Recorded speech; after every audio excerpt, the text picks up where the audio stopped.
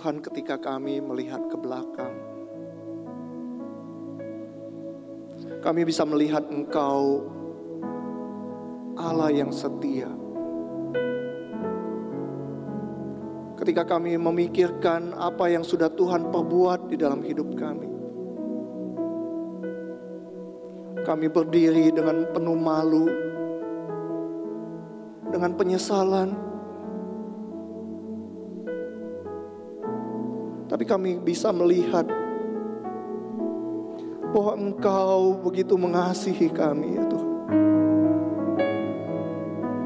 Janji-Mu ajaib bagi kami, dan itu terukir indah dalam hidup kami. Ajar kami, ya Tuhan, untuk menyerahkan segala sesuatu ke dalam tangan-Mu. Ketika kami takut, ketika kami gentar, Engkaulah iman kami, Engkaulah Tuhan kami. Terima kasih untuk pujian yang boleh mengingatkan kami semua akan kasih setia-Mu, akan Engkau Allah yang setia itu. Sekarang kami mau mendengarkan kebenaran firman Tuhan. Tolong hamba-Mu supaya dia boleh menyampaikan kebenaran firman Tuhan itu dengan baik, dengan jelas. Tuhan, tolong kami supaya kami juga boleh mengerti kebenaran firman Tuhan itu. Roh Kudus, tolong kami untuk mengerti kebenaran firman Tuhan. Di dalam nama Tuhan Yesus kami berdoa. Amin. Silakan duduk Bapak Ibu. Terima kasih untuk teman-teman WL dan singer pemusik yang sudah memimpin kita masuk dalam penyembahan, masuk dalam ibadah ini. Nah, Shalom, selamat pagi Bapak Ibu. Shalom, selamat pagi. Ya, senang bisa melayani pemberitaan firman Tuhan pada pagi hari ini. Nah, Bapak Ibu, tema untuk bulan ini ya, tema untuk bulan ini khotbahnya semuanya adalah tentang mengandalkan Tuhan di musim tak terduga. Minggu lalu kita sudah mendengar khotbah Pendeta Suprapto ketika hidup tidak sesuai dengan rencana ya. Nah, minggu ini kita akan membahas mengenai menanti dalam kekeringan ya, menanti dalam kekeringan. Seperti apa itu menanti dalam kekeringan? Kita akan membaca dulu terlebih dahulu bagian firman Tuhan dari Yeremia pasal 14. Yeremia pasal 14, saya sudah menyiapkannya di layar LED. Kita akan membacanya silih berganti ya. Bagian pertama saya akan membacakannya, yang pria bagian kedua, kemudian yang wanita bagian yang ketiga, begitu seterusnya ya. Oke. Yeremia pasal 14, demikianlah firman Tuhan. Berikut ini firman Tuhan kepada Yeremia mengenai musim kering. Yehuda berkabung, pintu-pintu gerbangnya merana, dan dengan muram terhampar di tanah. Jeritan Yerusalem naik ke atas.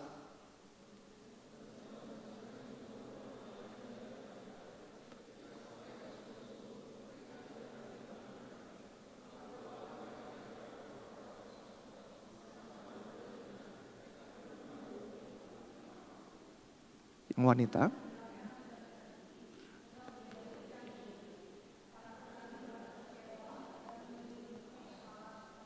Sekalipun kesalahan kami bersaksi melawan kami, bertindaklah membela kami ya Tuhan demi nama-Mu. Betapa banyak kemurtatan kami, kepadamu lah kami telah berdosa. Ya, nolongnya.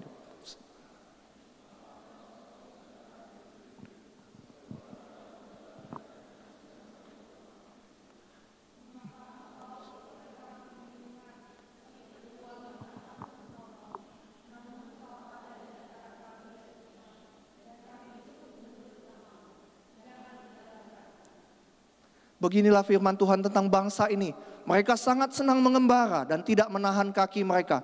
Sebab itu Tuhan tidak berkenan kepada mereka. Sekarang Ia akan mengingat kesalahan mereka dan menghukum dosa mereka.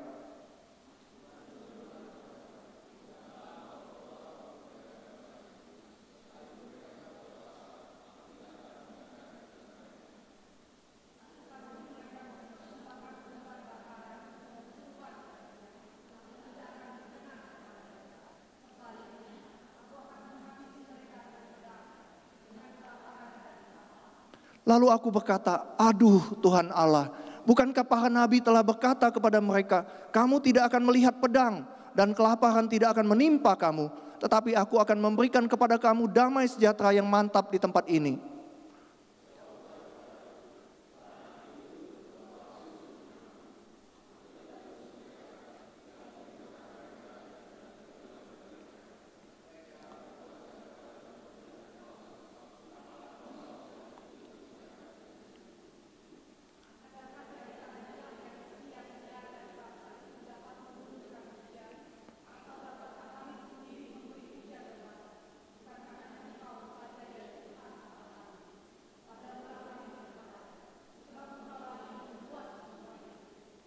Ya, sedemikian jauh pembacaan firman Tuhan kita pagi hari ini.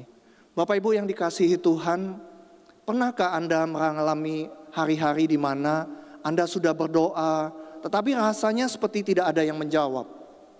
Pernahkah Anda merasakan bahwa Anda sudah melayani dengan setia, tetapi hidup tetap tidak berubah?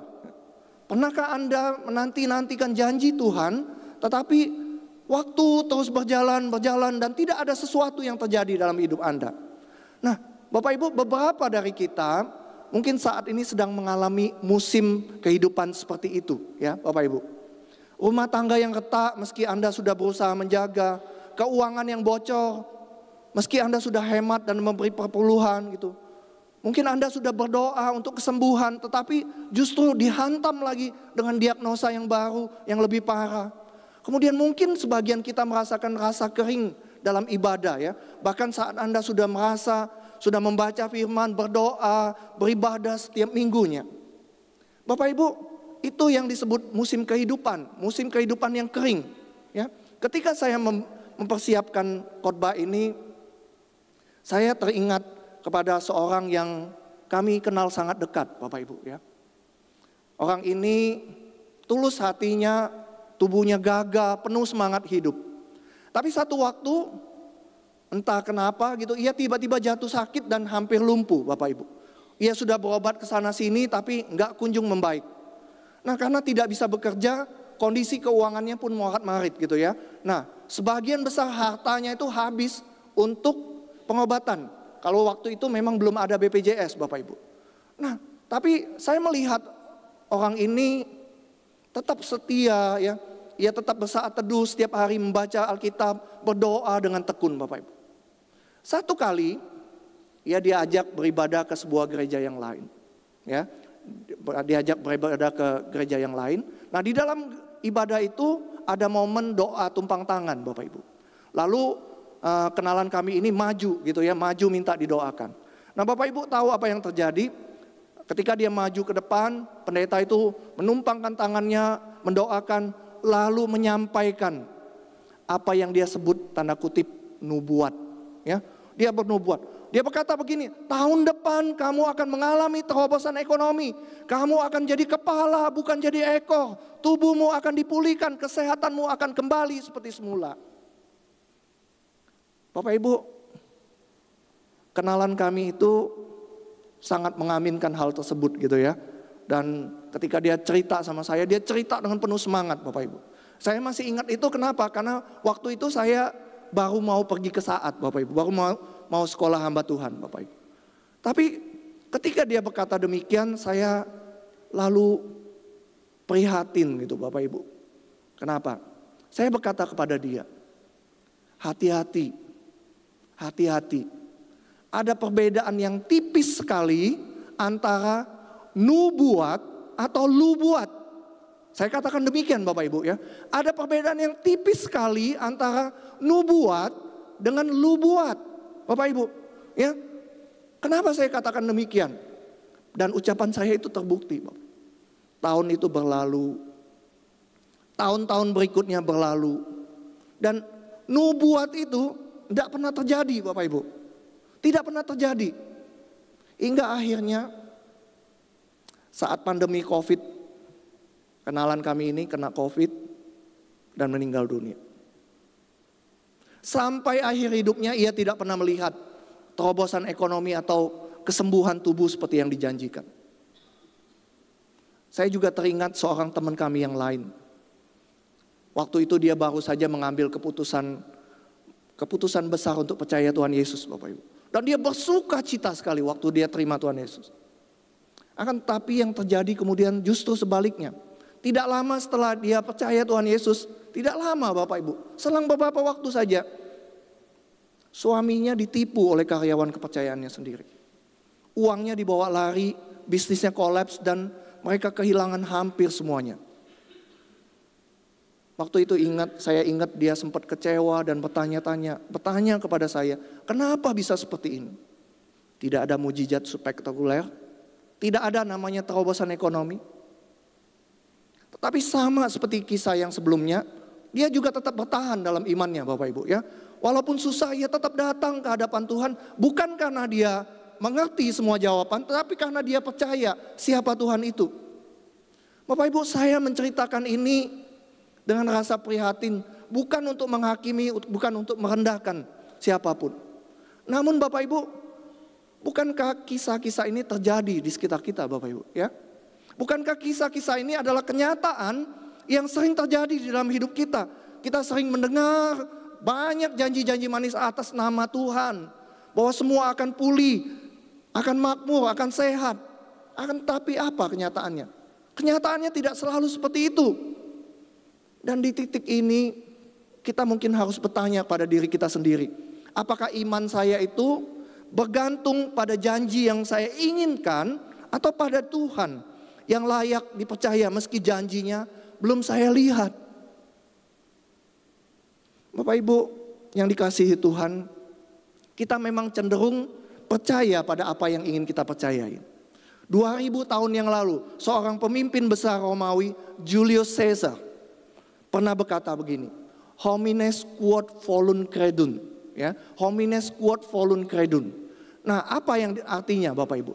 Dia berkata begini Bapak Ibu, manusia itu percaya pada apa yang ingin mereka percayai.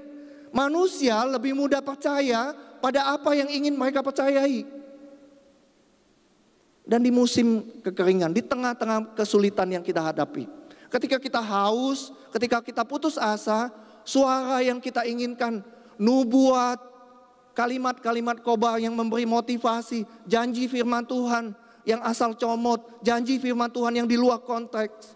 Ketika kita menghadapi kesulitan, ketika kita mengalami musim kekeringan itu, semuanya itu bisa terdengar seperti suaranya Tuhan.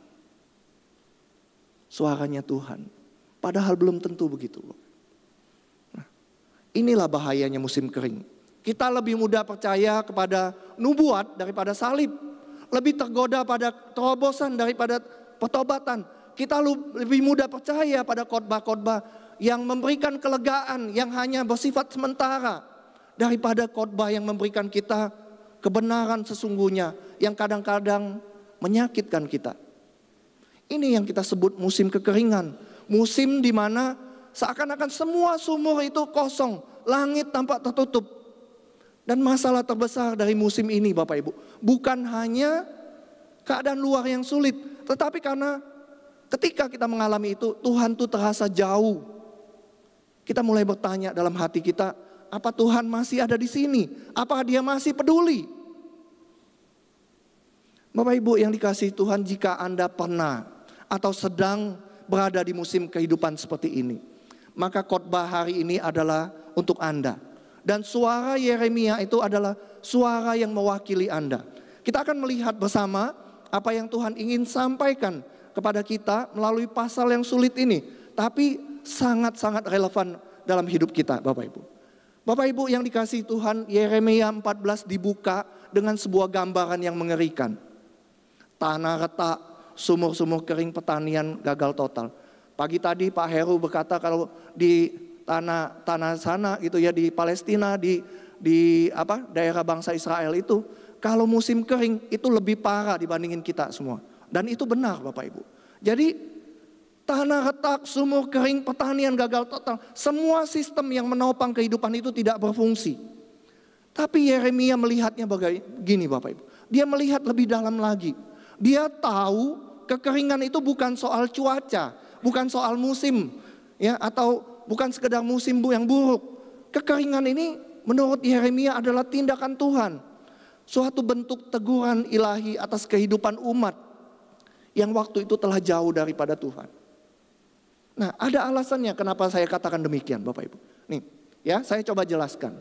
Bapak Ibu, ada beberapa kata di dalam Perjanjian Lama dalam bahasa Ibrani yang kalau diterjemahkan itu menjadi kata kekeringan, ya. Kata pertama itu adalah horeb, Bapak Ibu. Nah, tapi kata horeb ini menunjukkan kekeringan yang merupakan dampak dari panas matahari yang membakar dan membuat kering, ya. Jadi kata horeb ini diartikan kekeringan, tapi lebih merujuk kepada dampak dari panas matahari yang membakar dan membuat kering.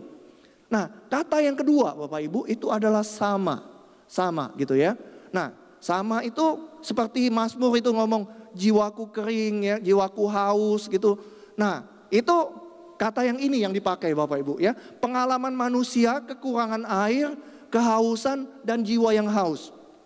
Tapi Bapak Ibu, perikop Yeremia pasal 14 ini tidak menggunakan dua kata itu. Tapi menggunakan kata satu lagi, yaitu batsor. Nah, batsor itu artinya apa? Kekeringan juga.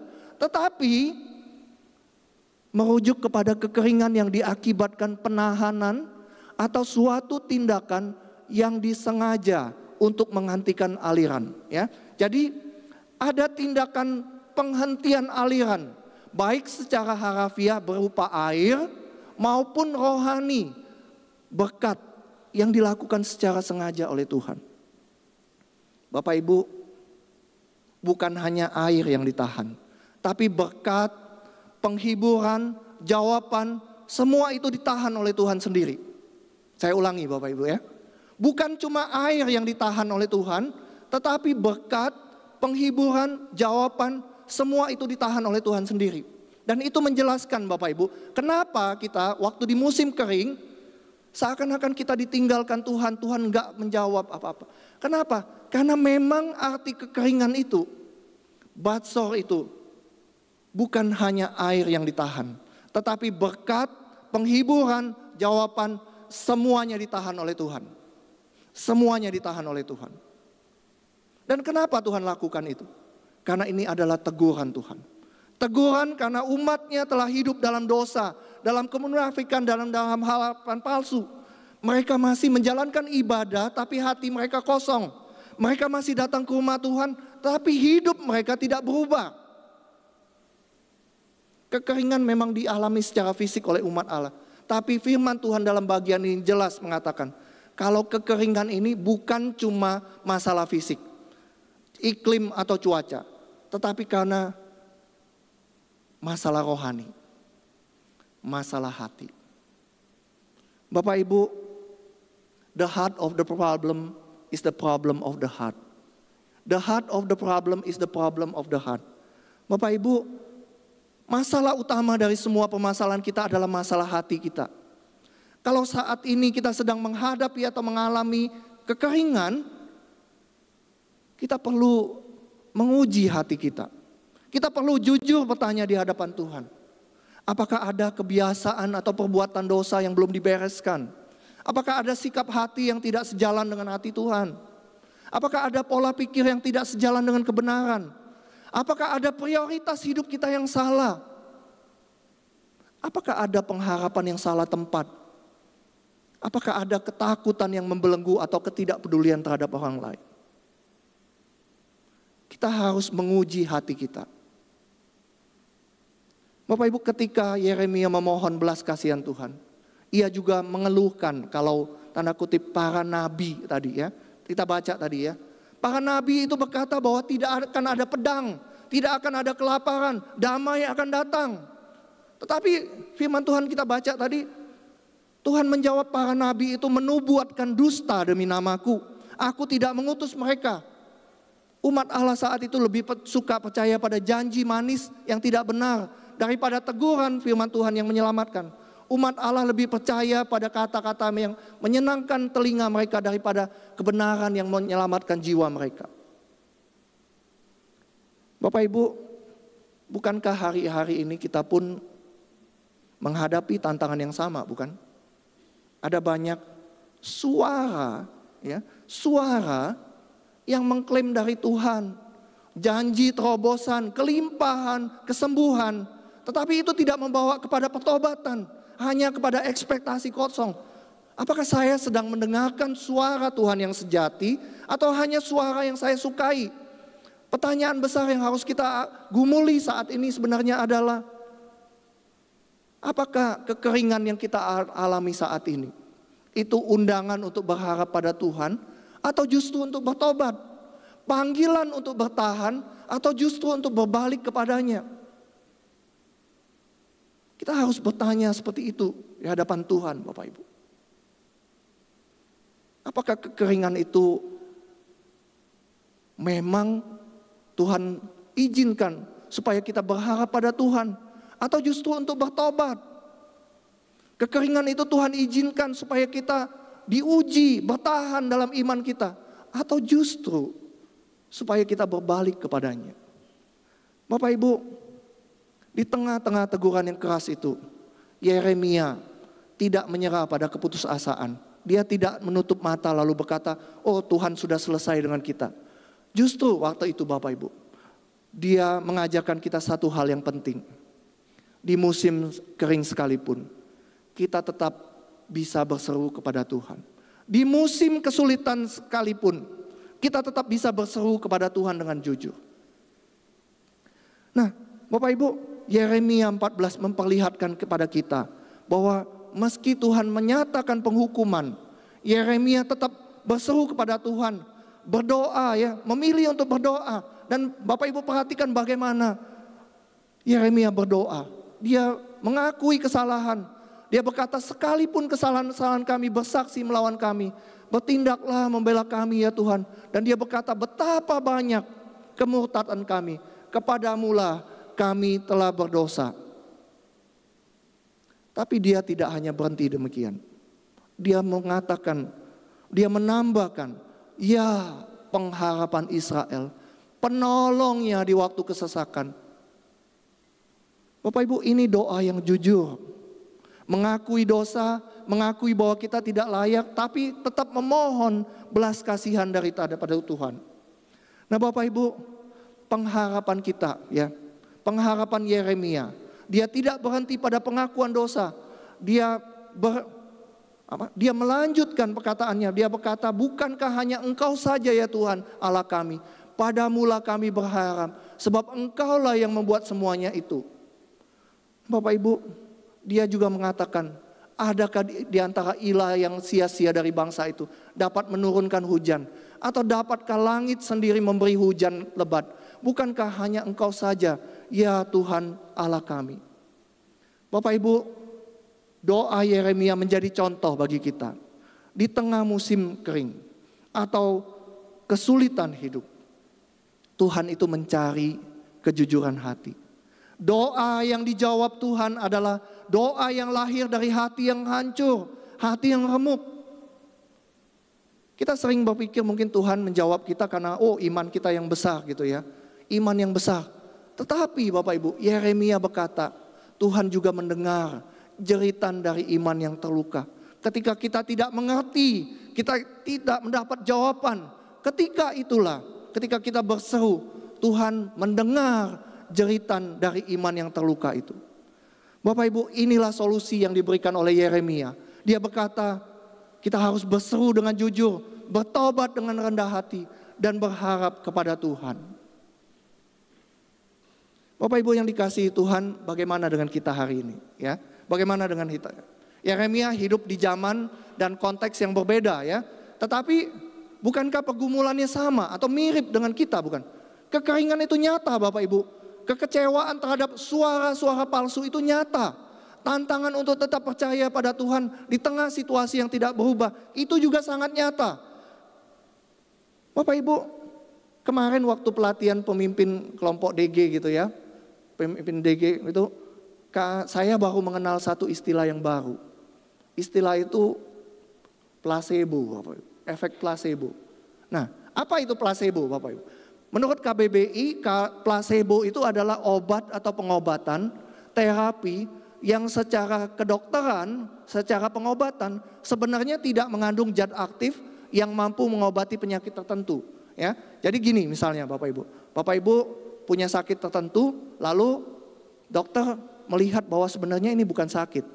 Ya, nah lalu apa yang dokter lakukan? Dia kasih obat gula gitu ya, atau mungkin pil gula gitu ya. Kemudian mungkin dia memberikan suntikan infus biasa Bapak Ibu. Nah, infus biasa atau prosedur-prosedur tindakan-tindakan lain yang sebenarnya tidak memiliki manfaat medis ya. Tetapi karena orang yang menerima itu percaya bahwa itu adalah pengobatan sungguhan, tubuh dan pikirannya itu merespon seolah-olah pengobatan itu benar-benar bekerja. Nah Bapak Ibu, ini yang harus kita waspadai Bapak Ibu. Di tengah hidup kita ini ya, jangan sampai kita itu cuman mendapat sesuatu yang mempunyai efek placebo Bapak Ibu. Ya. Solusi sementara, kenyamanan atau kelegaan yang sementara. Kita tidak benar-benar mendapatkan obat, tapi cuman obat yang kita pikir manjur untuk tubuh kita Bapak Ibu. Yang kita inginkan. Nah Bapak Ibu, hidup kita hari ini tidak terlalu jauh berbeda dari zaman Yeremia. Kita hidup di tengah dunia yang menawarkan banyak sumber air palsu, khotbah motivasi, tanpa berita Injil, tanpa salib, tanpa Yesus di dalamnya. Janji pemulihan instan tanpa pertobatan, pengganti-pengganti rohani yang tidak mengubah hati, yang hanya memberikan kepada kita efek placebo. Kalau khotbah yang kita dengar seperti itu, apa bedanya dengan khotbah-khotbah agama lain? Bapak Ibu, kuasa dalam hidup kita itu hanya datang dari Yesus, datang dari salibnya, dan datang dari berita Injil yang mampu mengubah hidup. Yeremia berseru kepada Tuhan di tengah musim kering yang bukan hanya fisik. Ia menangisi umat yang tersesat. Tapi Yeremia Bapak Ibu hanya bisa berseru dari kejauhan. Karena Yeremia hidup di bawah bayang-bayang hukum Taurat dalam perjanjian lama. Ia belum melihat penggenapan kasih karunia sepenuhnya. Hari ini kita hidup setelah salib Bapak Ibu. Dan kita hidup setelah penggenapan nubuat. Kita tahu bahwa Tuhan kita itu bukan hanya Tuhan yang mendengar dari jauh, tetapi Dia datang mendekat dalam pribadi Yesus Kristus. Di dalam Kristus kita melihat jawaban yang Yeremia hanya bisa doakan dari kejauhan. Bapak Ibu, Yesus sendiri di atas kayu salib tahu apa artinya kekeringan. Ya, saya ulangi Bapak Ibu. Yesus sendiri di atas kayu salib tahu apa artinya kekeringan. Di kayu salib Dia berteriak, aku haus.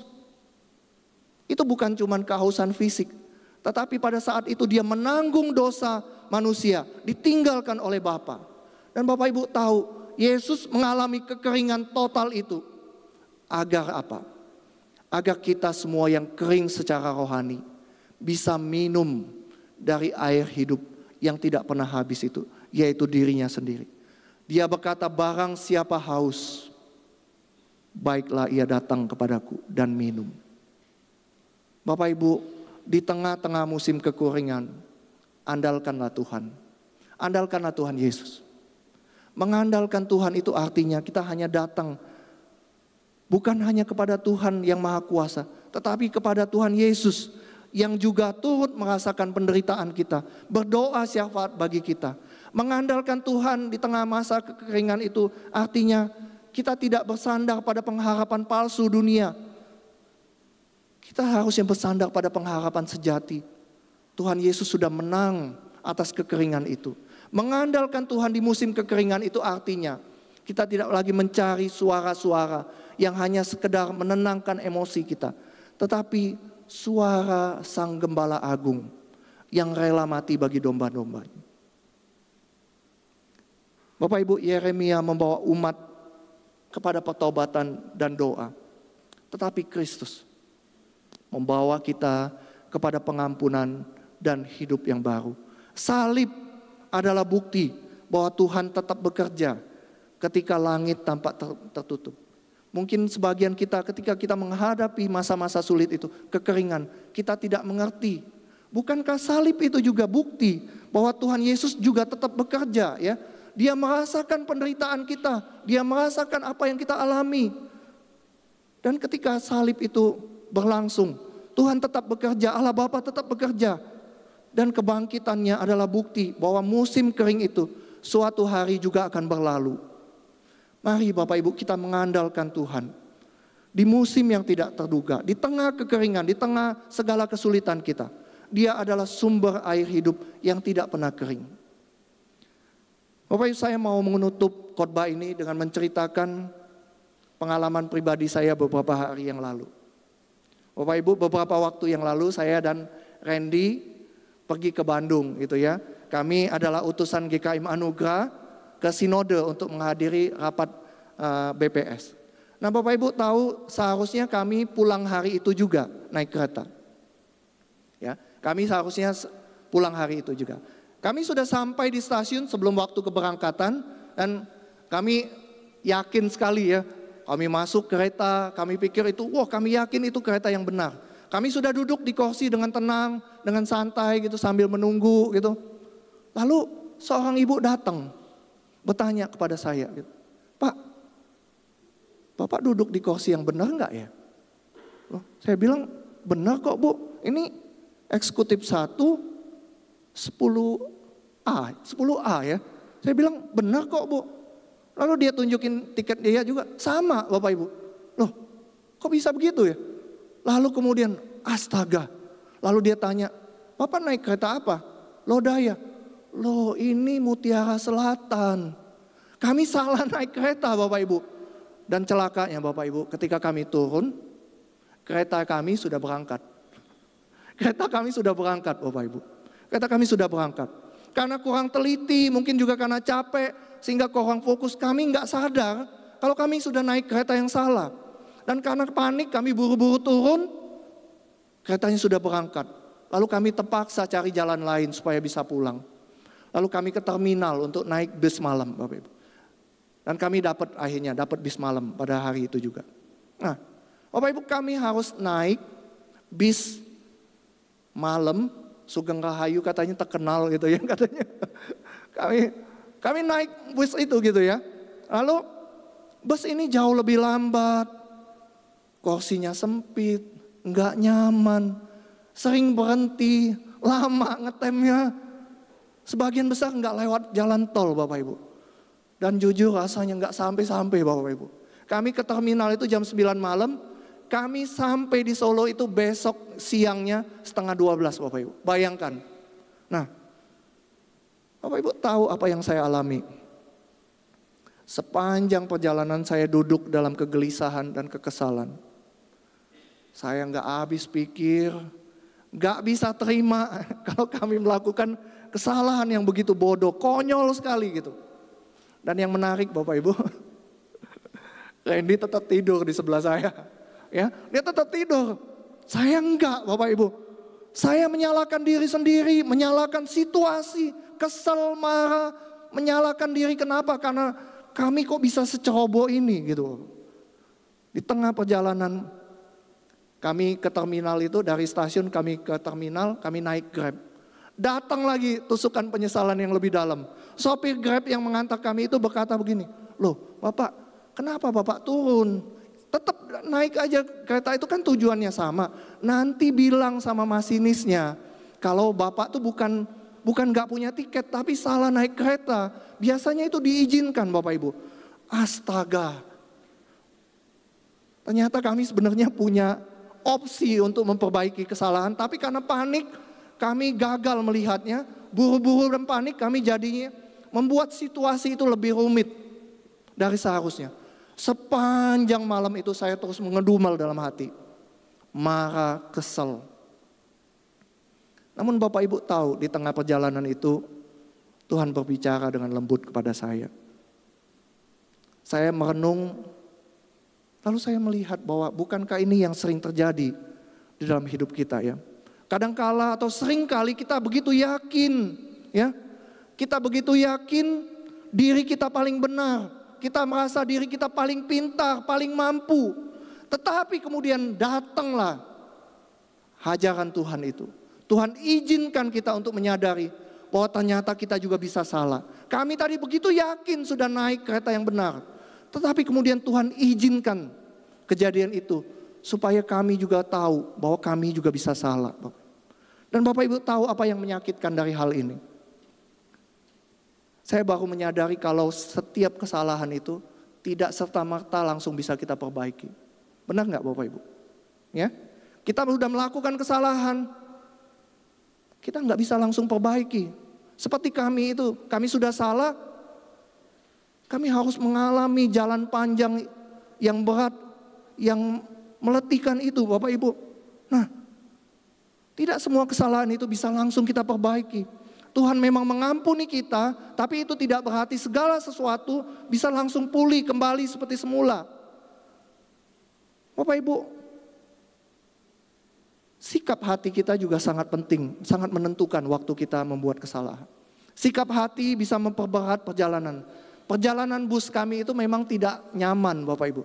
Tetapi saya kemudian sadar bahwa yang membuatnya lebih berat itu adalah suara dalam hati saya itu. Keluhan, penyesalan, kemarahan. Itu tambah membuat perjalanan kami itu terasa lebih berat lagi. Randy tidur, tapi saya terus bergumul dalam hati. Kadang masalahnya bukan pada situasi, tapi bagaimana kita menyikapinya. Bapak Ibu, ketika itu saya teringat sebuah kalimat yang pernah saya baca. Kita seringkali meminta Tuhan mengubah situasi kita secepat mungkin. Tetapi Bapak Ibu, Tuhan memakai situasi untuk mengubah kita. Saya ulangi Bapak Ibu. Ketika kita mengalami kesulitan, ketika kita mengalami musim kekeringan, kita selalu berharap Tuhan mengubah situasinya secepat mungkin. Tetapi Bapak Ibu perhatikan, Tuhan memakai situasi untuk mengubah kita.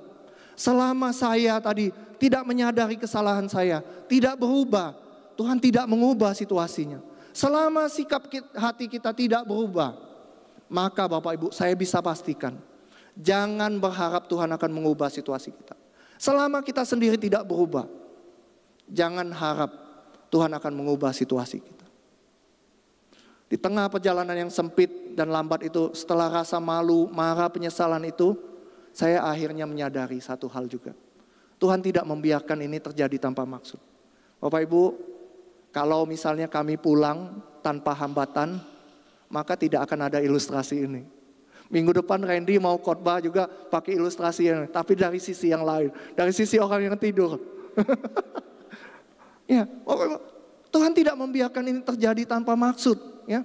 Dan ketika saya mengalaminya, saya oh iya ya, ternyata ada sesuatu yang Tuhan ingin ajarkan. Begitu juga dengan kita Bapak Ibu. Ketika kita mengalami kesulitan, mengalami musim kekeringan dalam kehidupan ini, ada sesuatu yang Tuhan mau ajarkan kepada kita ya. Tuhan mau membentuk kita gitu. Nah, mungkin saya salah naik kereta, saya panik, kami panik melewatkan peluang gitu untuk memperbaiki. Tapi Bapak Ibu, Tuhan tetap hadir di tengah situasi itu. Walaupun situasinya tidak baik, Tuhan tetap hadir. Dan yang terakhir Bapak Ibu, Tuhan tetap membawa kami semua sampai ke tujuannya ya. Setelah berdamai dengan diri saya, berdamai dengan situasi kondisi itu, baru saya menyadari, oh ini bisa jadi ilustrasi khotbah yang baik. Bapak Ibu, ya. Nah, Bapak Ibu, refleksinya apa? Sama seperti saya, Bapak Ibu juga bisa memiliki keyakinan yang salah. Mungkin Anda merasa diri paling pintar, paling hebat, paling mampu. Tapi Tuhan seringkali mengizinkan masalah datang untuk mengajak kita bahwa kita ternyata juga bisa salah. Kesalahan membawa kita masuk ke masa-masa sulit, musim kering ya. Dalam musim kekeringan itu Tuhan izinkan terjadi karena teguran atas dosa kita. Dan kita dipanggil untuk meninggalkan harapan palsu. Jangan berharap kepada pengharapan-pengharapan yang palsu. Berserulah kepada Tuhan dengan jujur kepada Tuhan yang setia. Kesalahan yang kita lakukan memang bisa membawa kita ke jalan panjang, berliku, penuh masalah. Namun jalan itu tetap harus kita lalui Bapak Ibu. Sebagai konsekuensi kesalahan kita. Kita harus bisa menerima hal itu. Menerima akibat dari kesalahan kita. Kita harus menerima juga dengan sikap hati yang benar. Sikap hati yang mau dikoreksi. Sikap hati yang mau bertobat. Kita berharap Tuhan sesegera mungkin mengubah situasi kita. Tapi Tuhan memakai situasi untuk mengubah kita. Selama kita belum menyadari kesalahan dan berubah, maka Tuhan tidak akan mengubah situasi kita. Dan yang terakhir Bapak Ibu, di dalam kesalahan kita, di dalam masalah yang Tuhan izinkan terjadi dalam hidup, Tuhan tidak pernah meninggalkan kita. Tuhan tidak pernah meninggalkan kita. Dia tetap membawa kita sampai ke tujuan, walaupun lewat jalur yang lebih menyakitkan. Dia tetap menyertai kita, dia tetap hadir di tengah situasi yang sulit sekalipun.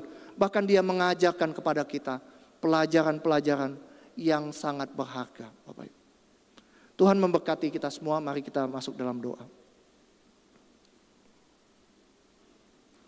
Ya Tuhan Allah kami yang setia, Engkau melihat hati kami lebih dalam dari yang bisa kami ungkapkan. Engkau tahu segala luka, segala penyesalan, bahkan keyakinan kami yang salah, yang seringkali kami bela. Kami mengaku Tuhan, kadang kami haus, tapi kami hadir atau datang ke sumur yang salah. Kami menanti terobosan tapi tidak mencari pertobatan. Kami mengharapkan jalan yang cepat, tapi Engkau sedang merancang proses hati kami. Ampuni kami Tuhan jika kami lebih memilih kenyamanan daripada kebenaran. Kami lebih menyukai janji yang enak didengar daripada suara-Mu yang membentuk kami. Tuhan, kami tidak hanya meminta hujan atas hidup kami. Kami minta Engkau mengubahkan hati kami. Kalau kekeringan ini adalah teguran karena dosa, kami mohon Tuhan, beri kami keberanian untuk mengaku. Beri kami kerendahan hati untuk bertobat. Tetapi kalau kekeringan ini adalah ujian, berilah kami kekuatan untuk bertahan dan tetap percaya. Kalau ini adalah jalan panjang karena kesalahan kami, beri kami kerendahan hati untuk menerimanya dengan sikap yang benar. Tuhan, jangan biarkan kami menunggu perubahan hati, perubahan situasi, sementara Engkau sedang menunggu perubahan hati kami. Lembutkan hati kami, ajar kami berserah, tuntun kami ya Tuhan berjalan, walau di jalan yang sempit dan lambat itu. Terima kasih Tuhan, karena Engkau tidak pernah meninggalkan kami sekalipun kami salah arah. Engkau tetap menyertai, membentuk, membawa kami sampai ke tujuan. Di tengah musim kering kami mau terus berseru, bukan dengan kekuatan, tetapi dengan iman yang tetap berpegang pada kasih setia-Mu. Di dalam nama Tuhan Yesus, air hidup yang sejati itu kami berdoa, kami berharap. Amin.